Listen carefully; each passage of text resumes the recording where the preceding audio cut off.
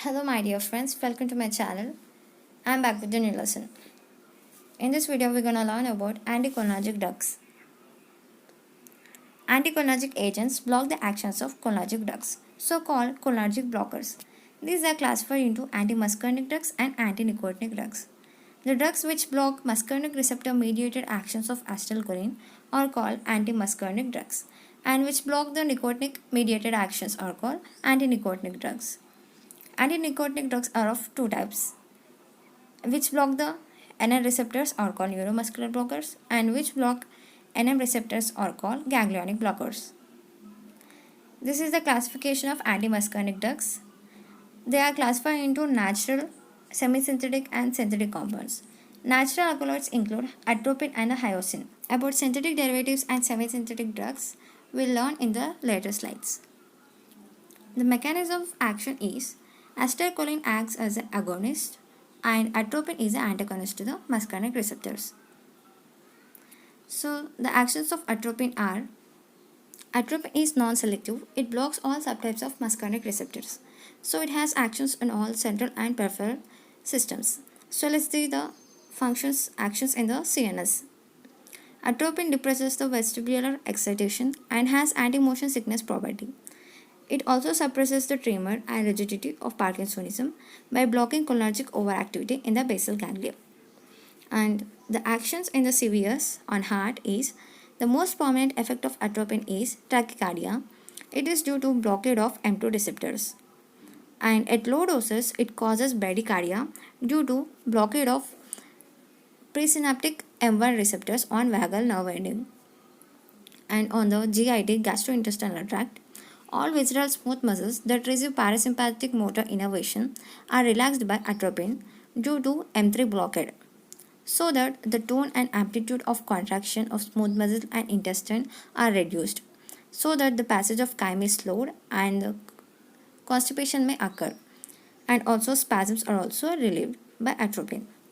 The next actions in the urinary tract is: atropine has relaxant actions on ureter and urinary bladder. It relaxes the detrusor muscle, causing urinary retention. And in the respiratory system, it relaxes the bronchial smooth muscles and causes bronchodilation. It also decreases the secretion and mucociliary clearance and reduces the airway resistance. So atropine is used in the COPD and the asthma patients. The actions in eye are: topical instillation of atropine causes mydriasis, that is dilatation of pupil, and cycloplegia means loss of accommodation due to paralysis of ciliary muscles, and which lasts for 1 week. This results in the photophobia, blurring of vision. And the actions in the glands are: all secretions under cholinergic influence are reduced due to M3 blockade. So all the secretions that include salivation, sweating, lacrimation, all secretions will be reduced. Now let's see some of the uses of atropine substitutes. Mydriatics, which causes mydriasis. And the drugs under mydriatics are homotropine, cyclopentanolate, and tropicamide. This is the mnemonic for these drugs: homo for homotropine, and cyclo is a cyclopentanolate, trop is a tropicamide. Though atropine has a mydriatic property, why these substitutes are used? Because atropine is a potent mydriatic, but its action is slow and long lasting, which is undesirable for refraction testing. Though pupil dilates in 30 to 40 minutes, the cycloplegia takes place 1 to 3 hours and lasts for 1 week. This results in the patient would be visually handicapped for about a week. So to overcome these difficulties, these substitutes have been used. Homotropine. It is 10 times less potent than atropine and acts in 45 to 60 minutes, and the accommodation recovers in 1 to 2 days. Cyclopentanolate is rapidly acting, and mydriasis cycloplegia occurs in 30 to 60 minutes. It's also used in the uveitis, that means inflammation of middle layer of the eye. And tropicamide, it has the quickest and brief actions, that is in 20 to 40 minutes action.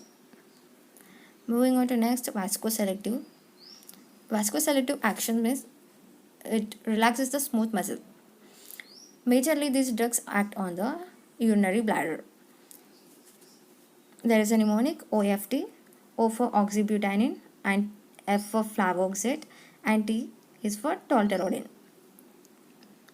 Oxybutynin is a newer antimuscarinic, has high affinity for receptors in the urinary bladder and salivary glands. It selectively blocks M1 and M3 receptors. Due to its vasoconstrictive actions, they are used for blood pressure instability, that is urinary frequency and all. So these drugs causes urinary retention. And next, tolterodine. It is relatively selective for M3 receptor and has preferentially action on urinary bladder. It is indicated in the overactive bladder and urinary frequency and urgency. And flavoxate is similar to that of oxybutynin. It is indicated in the urinary frequency, urinary tract infections, and all, etc. And drugs acting on the lungs are, there are two drugs, ipratropium bromide and the tiotropium bromide. Ipratropium bromide is selective on the bronchial muscles and it doesn't depress the mucociliary clearance unlike atropine. Atropine thickens the bronchial secretion and interfere with the movement of the cilia, which is a favor for the formation of mucus plugs. So that we will use these two drugs instead of atropine, and it is more effective in the COPD. Tiotropium bromide is selectively acts on the M1 and M3 receptors, and it has long lasting action causing bronchodilation, and it is not absorbed from the respiratory and the GI mucosa. The other use is antispasmodic and antisecretory. Propanthyline, it was a popular anticholinergic drug used for the peptic ulcer and gastritis. It has some ganglionic blocking activity as well and is claimed to reduce gastric secretion at doses which produce only mild side effects, and the gastric emptying is delayed and actions last for 6 to 8 hours. Pyrazine, it selectively blocks M1 receptors and inhibits gastric secretion without producing typical atropine side effects. Pipenzolate methyl bromide, it is indicated especially for flatulent dyspepsia, that means in the stomach upset, feeling gassy and bloated, giving a burning sensation, and abdominal cramps and the infantile colics are also have been used this drug. Isopropamide, indicated in hyperacidity, dyspepsia, irritable bowel, and other gastrointestinal problems, especially when associated with the emotional or mental disorders. Oxyphenonium is similar to propanthyline and it is recommended for the peptic ulcer and gastrointestinal hypermotility. Clinidium, this antisecretory antispasmodic has been used in combination with benzodiazepines for nervous dyspepsia, gastritis, irritable bowel syndrome, and colics, peptic ulcer, etc. Dicyclomine has the action, it relaxes smooth muscles and also has an antiemetic property, so it is used in the motion sickness. These are the drugs which are under antispasmodic and antisecretory. There is a mnemonic, that is 3P iso-OCD.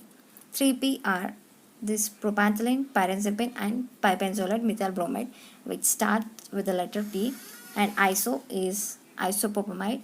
OCD starts with oxyphenonium, and C for clinidium, and D for dicyclomine. This is a mnemonic for antisecretory and the antispasmodic drugs.